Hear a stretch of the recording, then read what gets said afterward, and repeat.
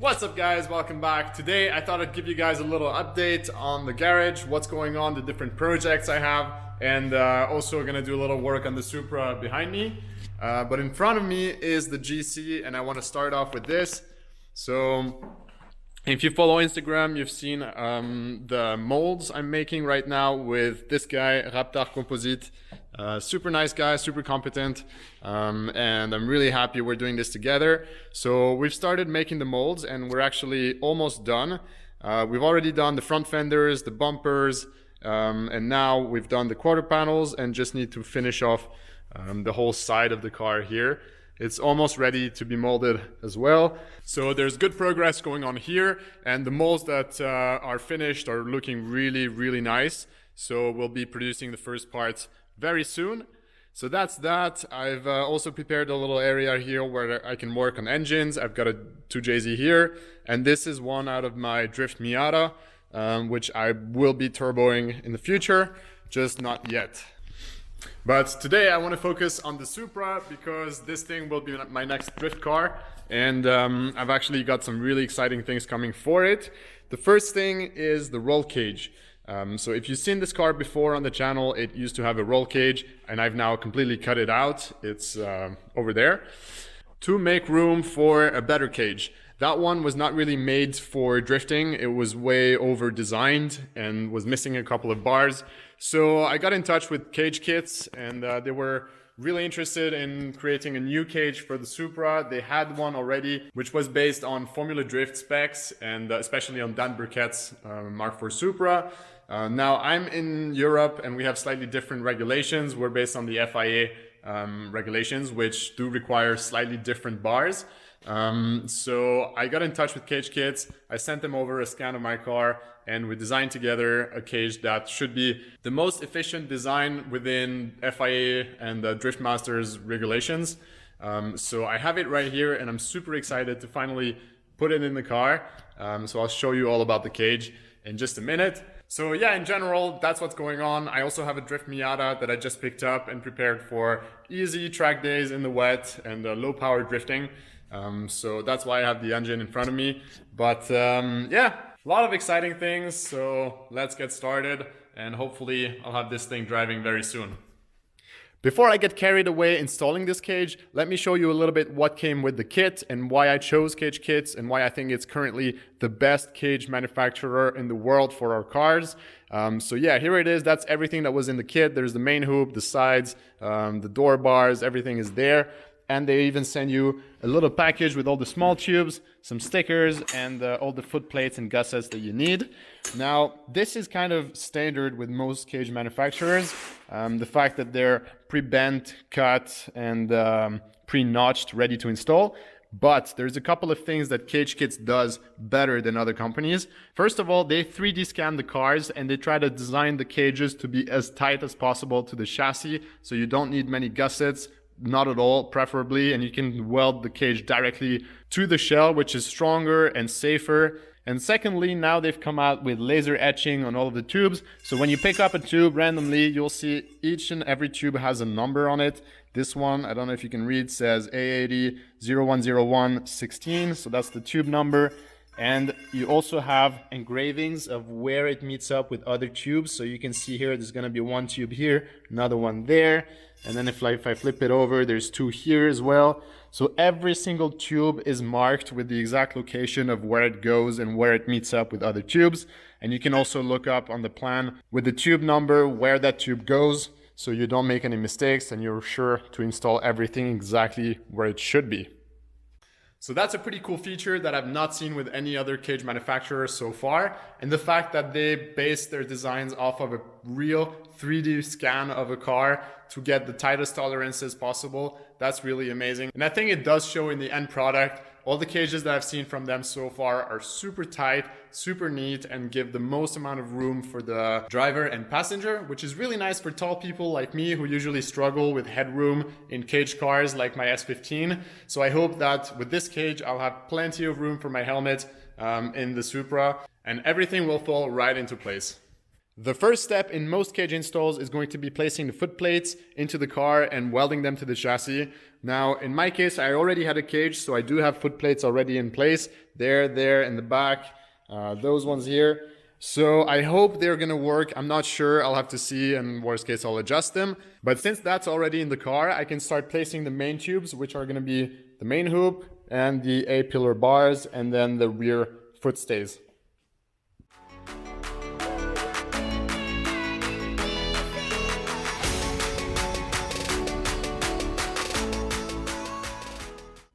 Alright guys, let me give you a quick update on the cage so far.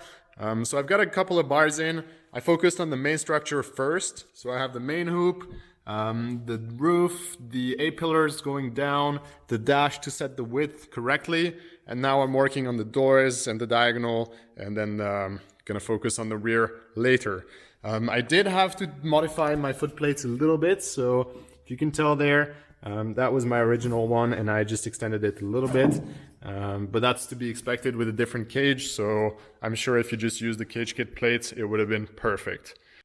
But one thing I really want to show is how easy it makes it for the installation when there is marking on the tubes, like right here, there. Whenever I pick a tube, I know exactly where it goes. Like this top tube for the door bars, it would come right here on this mark, and it's super easy to just line it up, tack it in place, and it fits perfectly. Like, look at this gap. There's no gap down here. There's no gap up here. Same with the roof. There's absolutely no gap anywhere. I've never seen such precision on a pre-bent and pre-cut cage.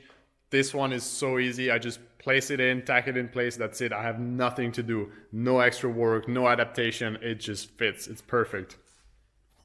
So here's a little example of what I'm doing right now and what the process is. So I have the instructions here with the list of all the tubes, and there's the design here of the full cage. So right now I'm working on the door bars and I'm looking for these supports A, B, and C. There's 3 of them. So I go here, I look at them, there's 3 on each side. So that's those 6 bars. And I see they're numbered 35 to 40. And I have them right here. There's the 3 on this side, the 3 on that side. So I know exactly where they go. And now I should be able to take one and place it exactly where it goes on here.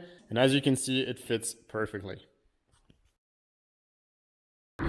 All right, guys, little update on the cage. I'm done tacking everything, and man, this cage looks incredible. I love the NASCAR doors, and I've actually checked them with the carbon Kevlar doors that I have in the back. They fit perfectly within the recessed area inside the door. It's gonna be great. So that's what the cage looks like. It's a double V design, so if you look in the rear, we've got that V going down, and then we have the same V going up the roof. So that gives it the most amount of strength with the least amount of tubing. So that's why we went with this. It's super efficient and also gives you a lot of headroom. If you can tell right there, the helmet would be right in the middle of that V there. So that's going to be a plus for me. And I'm also waiting for the seat rails to be placed and welded because I'm not going to use those factory seat rails. I'm going to maybe remove them, maybe leave them, but I want to weld some proper seat rails so that I can bolt my seat straight to those. And I need to do that first before I can put the harness bar in here, which you can see is missing. There's supposed to be one more bar across there. But CageKits actually provides you 2 options. There is 1 bar connecting here and 1 connecting just a bit above. So you have 2 heights for the harness bar, and you can choose the one that fits your size and seat location. Because according to the FIA rules, that needs to be within a certain angle to your shoulders. So if you place the seat higher or you're taller, you're going to want to use the taller bar and vice versa. So yeah, I need my seat rails in there, so I'm not going to do that now. But anti-intrusion bars are also in. I did have to put that foot plate welded there. It was slightly different compared to my old one. So yeah, that's all there. And man, this cage fits perfect. I didn't have to modify anything. I didn't have to grind any tubes. It just fits right out of the box, and I'm super happy about it. I'm also going to modify this strut tower reinforcement. It doesn't need to be this high. I'm going to chop it off and leave maybe 1 centimeter at the top. And yeah, before the tube used to come up here. Now it's in front below. So I definitely don't need all this height. It looks kind of cool, but I don't think it adds anything. So I'm gonna remove that. I'm also gonna probably remove this support and add just a straight bar across, maybe even from the strut tower itself. But yeah, I don't think I need this big thing, and it's gonna free up a lot of room for my fuel cell and the radiator. So yeah, that's a little modification I'm gonna do. But yeah, that's the current state, and I'm gonna keep going now, try to fully weld this thing all around. For the tight spots, like, well, this one's accessible, but there's a couple other ones up there by the roof. Those are gonna be tricky, and I do plan on doing a carbon roof, so maybe I'll leave those unwelded for now. I'll remove the roof, weld them, and then replace it with a carbon roof. So yeah, if you are doing this, you might want to plan ahead and maybe weld those with the cage set down, and then you're gonna place it up where it should be and weld the rest. So keep that in mind, but for me it didn't really matter now, so I can attack the welding.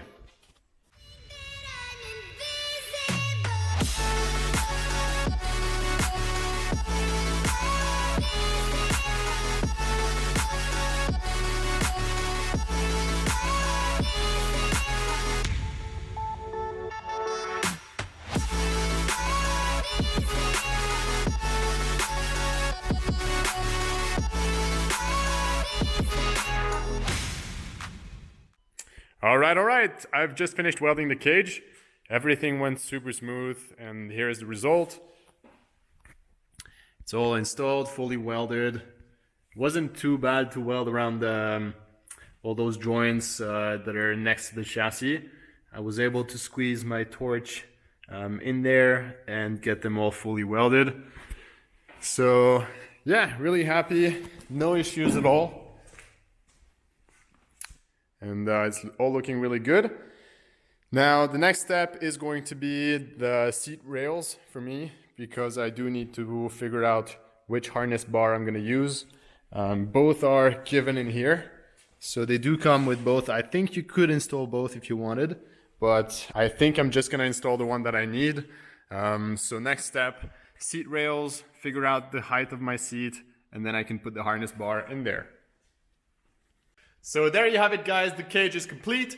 Massive shout out to CageKits for making such a cool cage. Again, it was super easy to install. Everything fits perfectly, and you've got the plan with every number on every tube and the laser etching on every location where the tubes join. So yeah, that's just a 10 out of 10. Perfect cage, and I'm sure it's the same with any other cage they provide, and they have a huge range of cages for any application. So if you're looking for a good motorsport cage, go check them out. They also have bash bars, front, rear, whatever you want. And if they don't have it, I'm sure you can hit them up and ask them to do something for you for your specific application. So go ahead and shoot them a message. It doesn't hurt to ask. And that's it for me today. So thanks a lot for watching, and I'll see you in the next one. Peace out.